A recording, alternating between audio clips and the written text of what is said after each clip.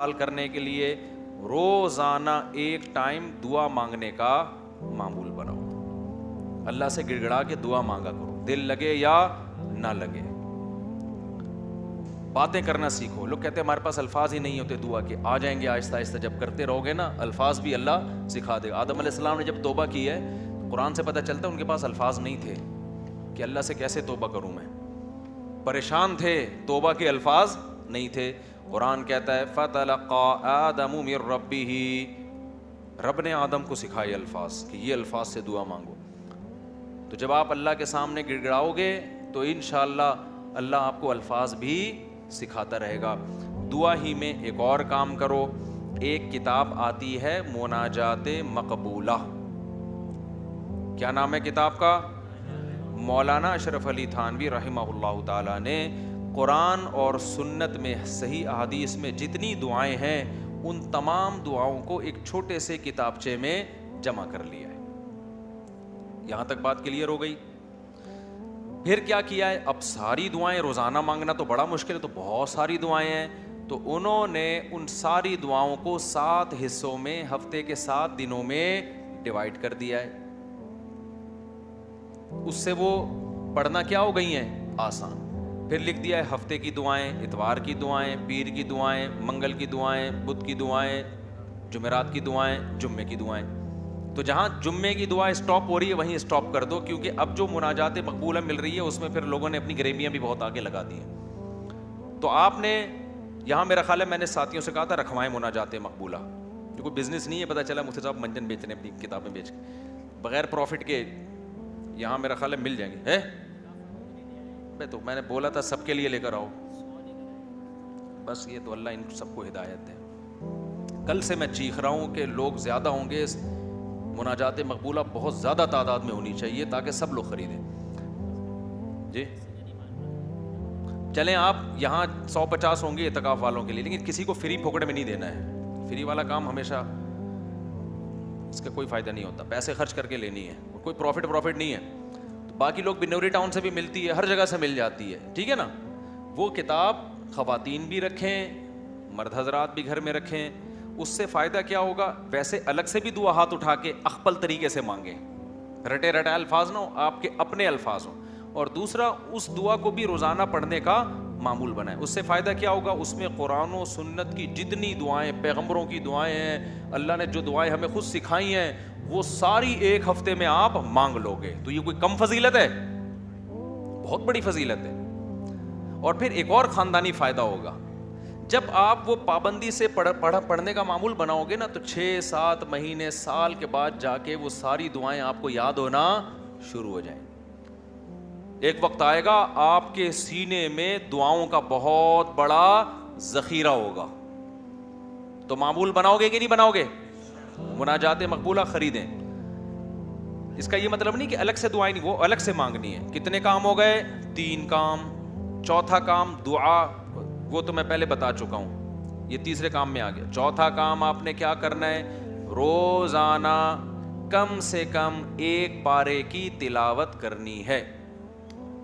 Mobile سے جان چھوٹے گی نا. لوگ کہتے ہیں پھر بھائی سارا دن موبائل میں لگے رہتے ہیں, تو موبائل نہیں ہو تو کیا کریں؟ تو یہ کام کریں گے تو پھر تھوڑا بہت موبائل کے لیے وقت بھی آپ کو مل جائے گا. تو پہلے اپنے آپ کو اچھے کام میں بزی تو کریں نا. تو کیا کرنا ہے؟ روزانہ 1 پارہ قرآن کی تلاوت.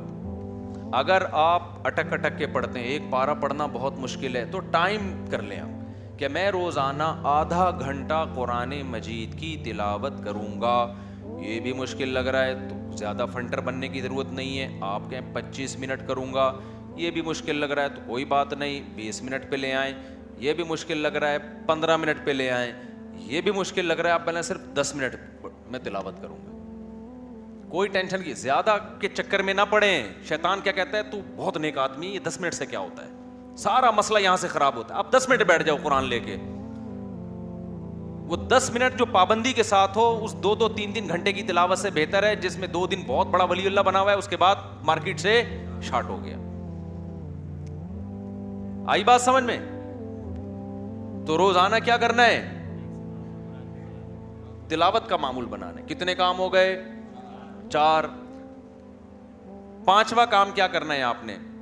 دیکھو قرآن میں تہجد کی اتنی زیادہ فضیلت اللہ نے بیان کی ہے نا کہ ایسا لگتا ہے کہ جو جنت میں جائیں گے وہ تہجد تو پڑھتے ہی ہوں گے لازمی. یعنی قرآن سے ایسا لگتا ہے, کہیں بھی ایسا نہیں ہے کہ جنتیوں کی صفت بیان کی اور تہجد کا اس میں تذکرہ نہ ہو. تو ہمت کر کے نا رات کو 2 سے 4 رکعتیں کم از کم پڑھنے کا معمول بنا لو. اور اس 4 اور جو دعا کرو گے نا وہ اسی 4 رکعتوں کے بعد, وہ جو ایک معمول میں نے بتایا نا دعا کا, کیونکہ سب سے زیادہ قبولیت کا وقت کون سا ہے؟ رات کا آخری. تو ہماری خواتین کو بھی ان چیزوں کا اہتمام کرنا چاہیے اور ہمارے مردوں کو بھی. آپ دیکھنا انشاءاللہ زندگی میں آہستہ آہستہ زبردست تبدیلی آنا شروع ہوگی, سکون آنا شروع ہوگا گھروں میں, اطمینان. ایک دم سے نہیں ہو جاتا سب کچھ, تھوڑا سا اللہ سے کنیکشن بحال ہونا شروع ہوگا. اور یہ تو ہے, یعنی یہ فرائض واجبات کے بعد کی بات کر رہا ہوں. اور دوسرا جو اللہ کے مخلوق کے حقوق ہیں ان میں سب سے بڑا حق یہ ہے کہ مخلوق پہ پیسہ خرچ کیا جائے. انگریزوں والے اخلاق سے کچھ بھی حاصل نہیں ہوتا. لوگ تعریفیں کر دیتے ہیں بہت اچھے, گورا کیا کرتا ہے, مسکراتا بہت ہے, وہ کبھی غصہ نہیں آئے گا اس کے. اچھی بات ہے, یہ کوئی بری چیز نہیں ہے. روکھڑا نہیں نکلتا اس کی جیب سے. بات آ رہی ہے سمجھ میں؟ ابے بھائی بس یہ کہہ کے بیان ختم کر رہا ہوں. گورا پتہ ہے کیا ہے؟ بہت اچھا ہے. کیوں؟ جب آپ سے ملے گا نائس ٹو میٹ یو, آپ سے مل کے مجھے خوشی ہوئی. جب بات کریں گے مسکرا کے, اچھی بات ہے, حدیث میں آتا ہے مسکرا کے بات کرنا صدقہ ہے. کبھی کسی سے لڑیں گے نہیں اور بڑے تمیز سے سب کچھ. روکھڑا نہیں نکلتا گورے کی جیب سے. آپ جو دیکھ رہے ہیں نا بل گیٹس وغیرہ بہت زیادہ پیسہ ان کے پاس ہے, تو یہ جو کر رہے ہوتے ہیں نا یہ ان کے چونی اٹھنی ہوتی ہے. سمجھتے ہو؟ یہ جو اتنا خود ٹرسٹ میں دے رہے ہوتے ہیں یہ ان کی چونیاں اٹھنیاں ہیں. تو اٹھنی نئی جنریشن کو تو اٹھنی کا مطلب ہی نہیں پتا کیا ہوتی ہے. نئی جنریشن جو ہے نا کچھ دنوں میں کہے گی کہ ہمارے ابا نا, ابے تو غریب آدمی, صرف 5,000 کا نوٹ تجھے جیب خرچی میں ملتا ہے, تجھے شرم نہیں آتی؟ یہ 5,000 کی یہ ویلیو ہونے والی ہے ابھی تھوڑے دنوں میں. تو خیر اللہ تعالیٰ نے ہمیں حکم دیا ہے وفی اموالہم حق للسائل والمحروم, ان کے مالوں میں جو ضرورت مند لوگ ہیں ان کا حق ہے. ایسے صدقات و خیرات کیا کرو جیسے گورا ٹائم پہ ٹیکس دیتا ہے. ان کے یہاں ٹیکس کی بڑی ویلیو ہے, اچھا شہری ہے, ٹیکس میں ڈنڈی نہیں مارتا. ہم ٹیکس بھی دیں گے لیکن ہم اپنے رشتہ داروں پہ, غریبوں پہ, ضرورت مندوں پہ ایسے تجوریوں کا منہ کھولیں گے کہ گویا یہ اللہ کی طرف سے ہم پہ ٹیکس ہے. کنجوسی ختم کرو معاشرے میں. زکوٰۃ دیتے ہوئے جان نکل رہی ہے, حالانکہ کتنی تھوڑی سی زکوٰۃ ہے یار, کتنی تھوڑی سی زکوٰۃ ہے. بیٹیوں کے نام ہو رہا ہے زیور تاکہ زکوٰۃ نہ دینی پڑے. خوشی خوشی دو یار, سال میں ایک دفعہ ایک اسلام کا رکن ادا کرنے کا موقع مل رہا ہے, اس سے بڑھا کے دیا کرو. 2.5% ہے, ہم 5% دیں گے جی. غریبی اللہ بھی تو ہمیں ضرورت سے زیادہ دے رہا ہے کہ نہیں دے رہا؟ جتنا اللہ کے ذمے ہمارا رزق ہے وہ تو 2 روٹی ہے, صبح اور ایک شام, اور بالکل فٹ فاٹ رہتا ہے. لیکن اللہ پراٹھے بھی کھلا رہا ہے. اللہ ہم تختوں پہ بھی سو سکتے ہیں لیکن اللہ نے سونے کے لیے ہمیں کیا دیے ہوئے ہیں؟ گدے دیے ہوئے ہیں. ہر چیز ہمیں اللہ نے, ایک جوڑا ہمارا گزارے کے لیے کافی ہے جو سطر کو ڈھانپ لے, لیکن پیٹیاں کھولو پوٹلوں کے پوٹلے نکل کے گریں گے نیچے. تو میرے بھائی اللہ کیا ہمیں ترسا کے دیتا ہے؟ ہماری ضرورت سے کئی گنا زیادہ. تو جب اللہ ہم سے مانگتا ہے تو ہمیں بھی چاہیے اللہ کے لیے اپنے ہاتھ کو کھلا رکھیں.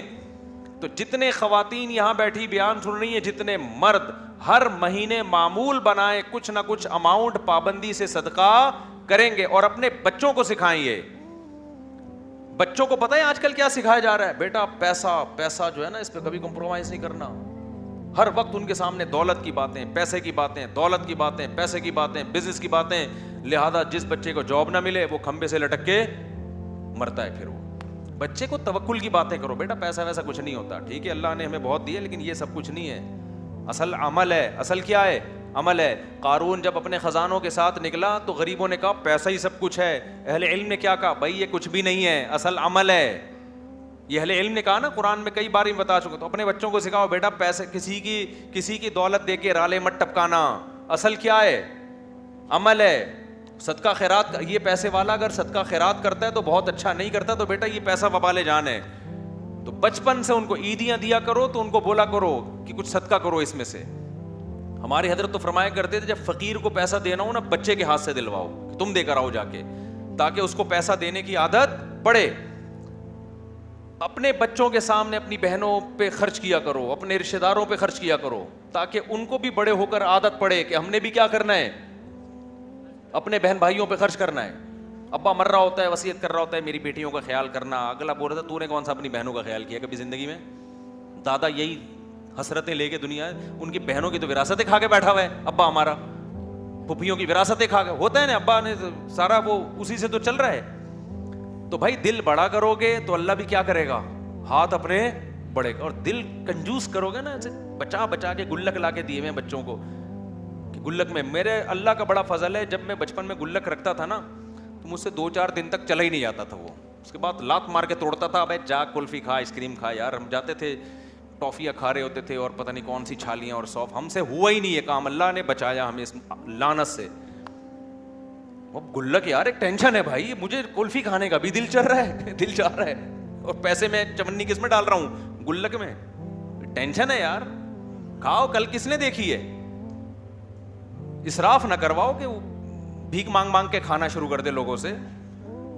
لیکن بچوں کا دل کیا کرو, جب عیدیاں دیا کرو بیٹا بھائیوں کو بھی کھلانا, باہر دوستوں کو بھی کھلانے والا بن, کھانے والے دنیا میں بہت ہیں, پھوڑنے والے کیا ہیں, بہت ہیں, کھلانے والے کم ہیں.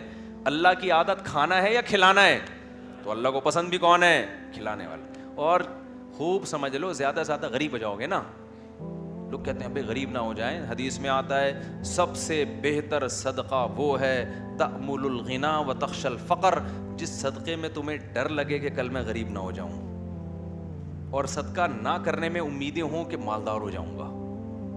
اس کنڈیشن میں جو صدقہ کیا جائے گا وہ کیا ہے, سب سے بہتر. تو ایسا نہ ہو کہ حاتم طائی کی قبر پہ جا کے لات مار دیں اور سب چیریٹی کر کے کل بھیک مانگنے آئے ہوں مجھ سے چندہ. تو میں تو موٹیویشن کے لیے کہہ رہا ہوں, لیکن جو کنجوسی مارکیٹ میں چل رہی ہے وہ مسلمانوں کا کلچر نہیں ہے, یہ ہم لوگوں نے غیر مسلموں سے سیکھی ہیں یہ چیزیں. نہ وہ تو بیوی پہ خرچ کر رہے ہیں, نہ وہ اولاد پہ خرچ کر رہے ہیں, وہ تو 2 بچے پیدا کم بخت اس لیے کر رہے ہیں 2 سے زیادہ نہ ہو کہ خرچ نہ کرنا پڑ جائے ان کے اوپر. تو جس کم بخت کی یہ سوچو کہ اپنی اولاد کے لیے, اولاد پیدا کرنے کے لیے تیار نہ ہو کہ خرچ کرنا پڑے گا, ان سے کیا سخاوت کی امیدیں لگاؤ گے بھائی آپ, وہ آپ کو سخاوت سکھائیں گے. خرچ کرنے کا سب سے بہترین محل تو ماں باپ اور اولاد ہیں, انہی کے لیے تو انسان کماتا ہے. کوئی بات نہیں, پیدا ہوں گے کھلائیں گے, کوئی بات نہیں. اور بچے کہیں نا کہ ابا کھانے کو روٹی نہیں ہے, بیٹا روٹی ضروری نہیں ہے, اللہ پیٹ ضرورت کا, ہمارے نبی کو تو 40 دن روٹی نہیں ملتی تھی, کوئی ضروری نہیں ہے, جتنی ضروری ہے اتنی اللہ دے دیتا ہے. باقی اللہ زیادہ دے رہا ہے تو شکر ادا کرو, نہیں دے رہا تو کیا کرو. آج لوگ کہتے ہیں غربت کی وجہ سے نا لوگ ڈپریشن میں جا رہے ہیں, خودکشیاں ہو رہی ہیں. بھائی غربت کی وجہ سے نہیں, تربیت نہ ہونے کی وجہ سے ہو رہا ہے یہ. پہلے بھی غریب ہوتے تھے لیکن مائیں سکھاتی تھیں, باپ سکھاتے تھے, بیٹا آج روٹی ہے ٹھیک ہے, اور نہیں ہے تو کیا ہے, صبر کرو. میں ایک واقعہ سنا کے بس بیان کو سمیٹتا ہوں. ایک بزرگ کا واقعہ ہے کہ ان کے پاس نا ایک طالب علم پڑھا کرتا تھا. پہلے زمانے میں کیونکہ وسائل بہت کم ہوتے تھے دینی مدرسوں کے پاس, طلبہ بہت سے بھوک میں پڑھتے تھے. تو ایک طالب علم تھا, وہ اب کبھی مدرسے میں روٹی مل رہی ہے کبھی نہیں مل رہی. تو وہ بزرگ تھے, وہ بھی اسی کے ساتھ جب بھوکے رہتے, جب روٹی ہے تو ٹھیک ہے, بھوکے نہیں ہے تو کھا لیا, چلو جی روٹی ہے تو کھا لیا. امام ابو یوسف جو امام ابو حنیفہ کے شاگرد ہیں نا, پتہ نہیں کتنے سال انہوں نے صرف دہی اور سوکھی روٹی پہ گزارا کیا ہے, پھر جا کے علم حاصل کیا ہے.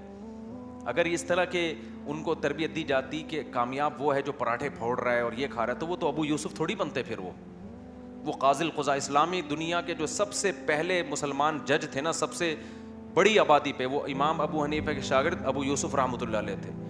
وہ پیڑے کھا کے نہیں بنے ہیں, وہ سوکھی روٹیاں کھا کے. مولانا طارق جمیل صاحب کی آج لوگ عیش و عشرت دیکھتے ہیں, کئی مہینے ابلے ہوئے چاولوں پہ گزارا کیا ہے. تو وہ جو بزرگ تھے نا, ان کے شاگرد نے کیا کہا, جب کھانا ہوتا نا تو وہ کھلا دیتے, جب کھانا نہیں ہوتا تو وہ بزرگ کہتے کہ بیٹا آج ہم اللہ کے مہمان ہیں, آج ہم کیا ہیں, آج اللہ کھلائے گا. مطلب ہے کہ کوئی کھانے کا انتظام اللہ کھلائے گا, کہ یہ مطلب ہوتا ہے کہ کوئی انتظام, بس اللہ تسلیاں دے گا, یعنی صبر کی توفیق دے گا. تو ویسے ہی ہوتا ہے. ایک دن وہ بیچارہ بیٹھا ہوا, تو بزرگ اس نے پوچھا کہ کھانا ہے, انہوں نے کہا ہاں ہے. تو وہ طالب علم رونے لگا. یہ تربیت کی بات بتا رہا ہوں آپ کو, آج کل یہ تربیت نہیں ہے. بزرگ نے کہا بیٹا آج تو کھانا ہے, آج تم رو کیوں رہے ہو؟ انہوں نے کہا کہ استاد جی آپ جب یہ کہتے تھے نا آج ہم اللہ کے مہمان ہیں, اس میں جو لذت تھی وہ کھانا کھانے میں نہیں تھی, کیونکہ آج اللہ کے لیے جب صبر کرنا پڑتا ہے تو اس کا اپنا مزہ ہے نا. روزے میں بھی تو ہم بھوکے پیاسے رہتے ہیں, لیکن اس کا ایک لطف ہے. یہ کس کے لیے رہتے ہیں؟ یہ اللہ کے لیے رہتے ہیں. ویسے کوئی ہمیں بھوکا پیاسا ذرا رہ کے تو ڈاکٹر کہہ کے تھک گئے, کم کھاؤ کم کو مانتا ہے, خود ڈاکٹر نہیں مانتا اپنی بات. ادھر میں بیٹھا ہوا تھا, میں طلبا کو نا یہاں لڑکوں کو سمجھا رہا تھا, دیکھو بریانیاں شریانیاں نہیں پھوڑا کرو, ایکچولی ہماری ڈائٹ یہ ہونی. میں بہت زبردست کھانا آیا, میں نے بھی پھوڑ دی بیٹھ کے. مجھے خود یاد نہیں تھا کہ میں ابھی تھوڑی دیر پہلے نصیحتیں کیا کر رہا تھا, ابھی پرسوں کی بات ہے. تو یہ مجھے کہنے لگے آپ تو سمجھا رہے تھے یہ کھاؤ. میں نے کہا بے بھائی اس تقریر کو الگ رکھ, کھانے کے بعد دوبارہ ہم اس پہ ڈسکس کریں گے, ابھی بھوک لگ رہی ہے, پھوڑنے تھے. تو بھائی جو سمجھا رہا ہوتا ہے وہ بھی پھوڑتا ہے, ڈاکٹر خود پھوڑ رہے ہوتے ہیں. لیکن کیسے اللہ کے کہنے پر یار اللہ ہمیں توفیق دیتا ہے, پورا مہینہ کھانا پینا ایسا جام ہوتا ہے, ایک قطرہ حلق میں پانی کا نہیں اترتا. یہ خدا کے حکم کے بغیر ممکن نہیں ہے. تو اس کا اپنا ایک سکون ہے, ایک لذت ہے اس میں. ٹینشن تھوڑی اتنی انسان پال سکتا ہے, اس میں ایک خاص لذت ہے کہ کس کے لیے ہے یہ اللہ کے لیے ہے. تو یہ جو میں نے آپ کو معمولات بتائے ہیں, کوشش کریں گے نا اس پر عمل کرنے کی. صدقہ بھی کرنا ہے, خیرات بھی کرنا ہے, اور خواتین نے بھی خیرات کرنا ہے. نبی صلی اللہ علیہ وسلم نے خواتین کو الگ سے حکم دیا کہ تم صدقات و خیرات کی کرو اور اس آگ سے بچو جس سے بچنے کا اللہ نے حکم دیا. اب خواتین کہیں گی ہم کہاں سے صدقہ خیرات کا معمول بنائیں؟ بھائی آپ صدقہ خیرات کا ایسے معمول بنائیں کہ اگر کوئی پاکٹ منی شوہر کی طرف سے ملتی ہے اس کو تھوڑا بچا لیا کریں کہ بھائی اتنا میرا ہے, باقی کیا کرنا ہے. یا اگر کوئی سورس آف انکم ہے اس میں سے کچھ خاص کر لیں. یا یہ بھی نہیں ہے, کچھ بھی نہیں مل رہا, تو نبی صلی اللہ علیہ وسلم نے فرمایا جو عورت شوہر کے پیسے صدقہ کرے شوہر کی اجازت سے, اپنے پاس صدقے کے لیے کچھ بھی نہیں ہے, شوہر سے یہ کہے کہ میں نے فلاں کو صدقہ کرنا ہے, میرے پاس پیسے نہیں ہیں, آپ مجھے اتنے پیسے دے دو تاکہ مجھے صدقے کا ثواب مل جائے. شوہر انسان کا بچہ تھا, اتفاق سے اس نے بھی کچھ پیسے نکال کے بیگم کو دے دیے کہ چل بھائی تیرے پاس نہیں ہے تو میں تجھے دے دیتا ہوں. تو نبی نے فرمایا کہ شوہر کو بھی مکمل ثواب ملے گا صدقے کا, اور عورت کو بھی مکمل, حالانکہ پیسہ عورت کا خرچ نہیں ہو رہا ہے. سمجھتے ہو کہ نہیں سمجھتے ہو؟ تو اس لیے بھائی اس صدقات و خیرات کا معمول بناؤ, اس کی عادت ڈالو. یہ چند معمولات ہیں جو ہم نے پورے سال